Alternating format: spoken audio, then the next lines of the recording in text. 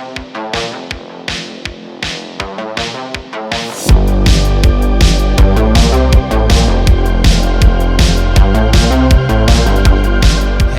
and welcome to Diecast Restos. My name is Jason and this is a Matchbox Toyota MR2. Yet another short-lived model of the 80s, this lasted from 1986 to 1988 in the Matchbox mainline. These releases all shared this same pace car livery. This one I'm going to be customising in my usual OEM style, having picked up a set of MR2 Teardrop wheels from Creative 164. Alongside the Matchbox mainline, the Mr. 2 was also released in both the Superfast and Laser Wheels lines from 1986 and 1987 respectively. Both ran until 1990. Due to its unique construction, these models ran an interesting colour scheme. The lower cast sill section was painted white, while the upper body was dark blue for the Superfast issue and metal flake blue on the Laser Wheels models. They carried MR2 tampos in red on a white background on the hood, and MR2 lettering was found alongside coach lines on the white sill section. The Laser Wheels models obviously carried the laser wheels, while the Superfast issue had the starburst wire wheel type. It is a very well constructed model, perhaps a little over-engineered.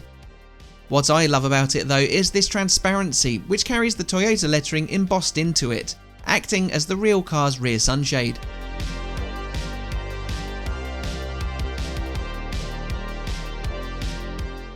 In more recent times, Mattel have produced this MB1240 1984 MR2, which is far simpler in its assembly.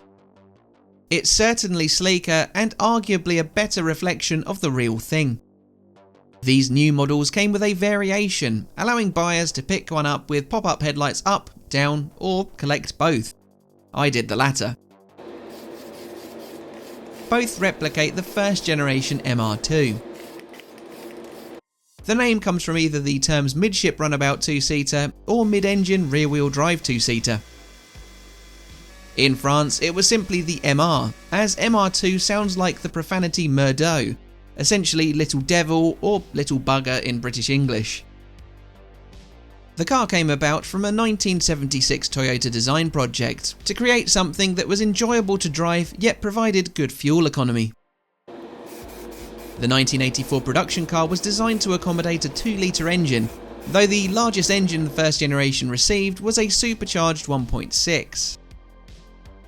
It weighed as little as 950 kilos and it offered strong handling following assistance from a Lotus engineer.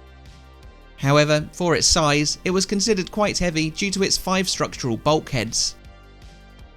In base form, it borrowed the 4-cylinder 1.6-litre naturally aspirated engine from the E80 Corolla. This could offer up to 128 horsepower depending on the market. A 5-speed manual transmission was offered as standard, with a 4-speed auto an option. Its straight line speed was significantly better than the Pontiac Fiero or Fiat's X19. In the domestic market, the MR2 was also offered with a more economical 1.5-litre engine. From 1986-1988 in the US, a supercharger could be fitted to the 1.6-litre unit. These produced 145 horsepower, though its weight increased to 1130 kilos. A T-bar roof was also optional. These models had stiffer springs equipped and had the teardrop style wheels, which I'm fitting to my model. The MR2 was well received. Motor Trend voted it Import Car of the Year for 1985. Road and Track and Car and Driver both chose it for their 10 best lists, while Australian magazine Wheels chose it as their favourite sports car for 1988. The first generation MR2 was not used in motorsport.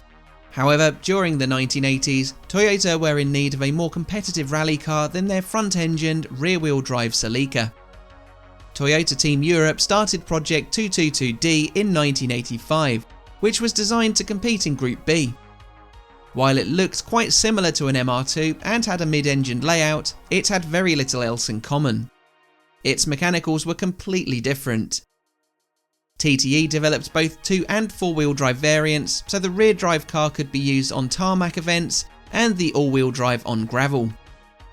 TTE also developed the car for Group S regulations, which were designed to replace Group B rules. But within 24 hours of the decision to ban Group B in 1987, following a series of spectator and competitor fatalities, Group S was canned too. Nothing came of the 222D project. Supposedly, 11 prototypes were made and 8 of those were destroyed in testing. Only 3 known examples exist.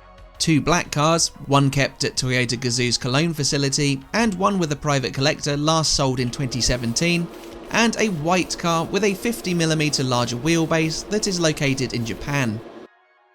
Toyota's example was paraded in 2006 at the Goodwood Festival of Speed, where the car was claimed to weigh 750 kilos and produces as much as 750 horsepower. A second generation MR2 arrived in 1989 in larger, more luxurious and more powerful form, but I'll talk more on that in a potential future custom video. The third and final MR2 changed the car's philosophy in 1999. Renamed as the MRS for the domestic market, it was now only available as a convertible and had less body overhang than the Gen 2 car. This would run until 2007.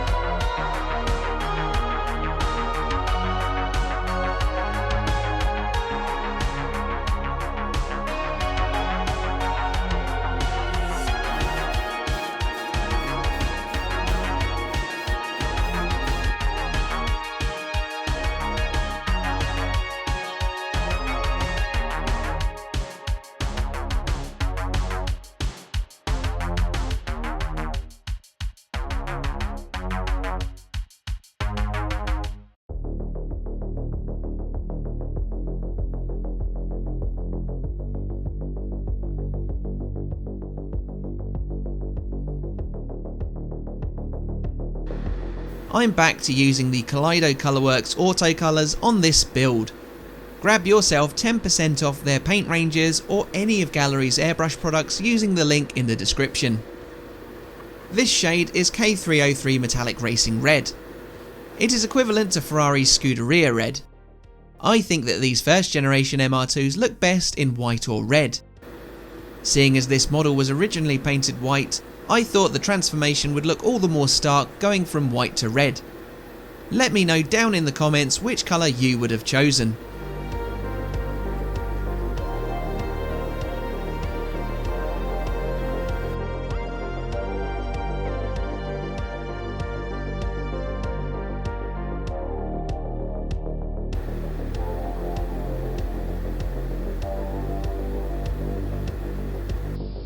I had an intruder that almost ruined the paint job.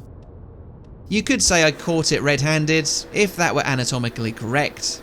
Anyway, let's get back at it.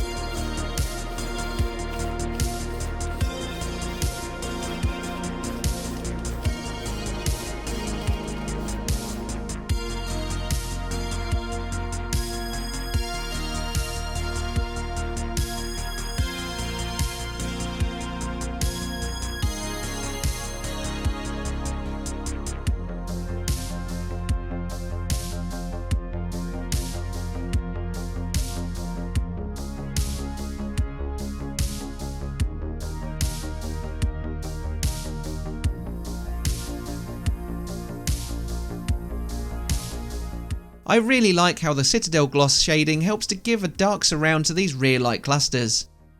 I could have filled out the entire rear panel in black first, but I quite like how the oil flows into all of the gaps. Plus it gives a bit of depth to the lighting. And here it's filling out the cast grille slots.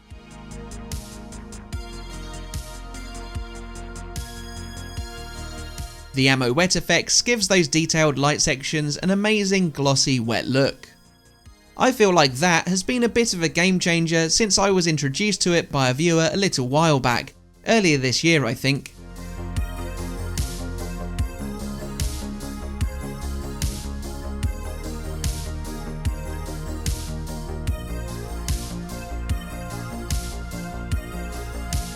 Okay, it's time to put this perhaps over-engineered Matchbox MR2 back together again. The transparency goes in first. That's followed up by the interior and front and rear bumper moulding. Then it's the cast sill piece.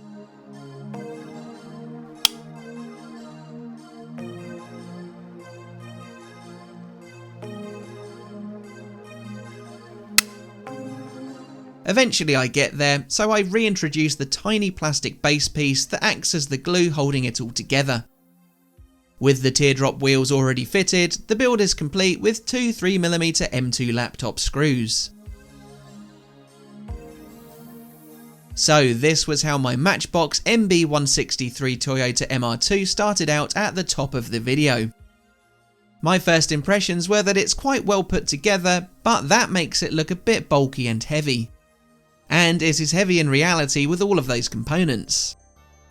It's had a short span in the Matchbox mainline with no colour variations aside from the Laser Wheels and Superfast releases. So I wanted to see how it looked in red. And here it is in red, with a few extra touches to help it along. The Creative 164 teardrop wheels look great on it, very period. Over the top of the Kaleido Colorworks red are some detailing highlights such as the blacked out A-pillars, door mirrors and vents. The rear is where it really comes to life. Having that black panel alongside the clusters makes a huge difference to before. I still think that the casting sits a little tall due to its construction, with its very visible join line where the two cast parts meet. It's similar I think to the VW Golf GTI of the same era. A bit awkward looking from the sides, though the decals on my previous custom on that really helped out. Let me know your thoughts on the casting and my custom down in the comments. But all that leaves me to say is thanks for watching and I'll see you again for the next one. Bye for now.